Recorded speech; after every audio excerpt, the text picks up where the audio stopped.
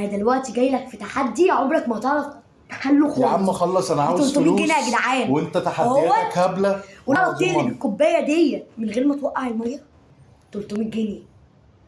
اقلب الكوبايه دي من غير ما اوقع ميه خالص. ولو ما وقعتش ميه 300 جنيه. هاخد دول. هتاخد دولت دلوقتي اهو في قدامك. ما تروحش بقى تعيط وتشتكي لابوك لا خد مني. بص هدهم لك. ماشي يا عم، مالكش دعوه بقى انا هعمل ايه. حاضر، انا بقول لك ال 300 جنيه اهوت. اهم حاجه الميه ما تقعش. اهم حاجه عندي 300 جنيه اهو قدامك. استنى بقى كده، هاخد ال 300 جنيه. هتاخدهم اهم يا جدعان، اهم 300 استنى جنيه. بقى كده بقى عليا بقى.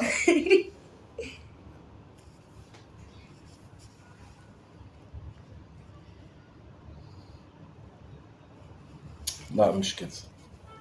وريني يا عم. مش عارف انا في ايه. مالكش دعوه بقى، ما ايه تلخبطنيش. هتيجي اهي.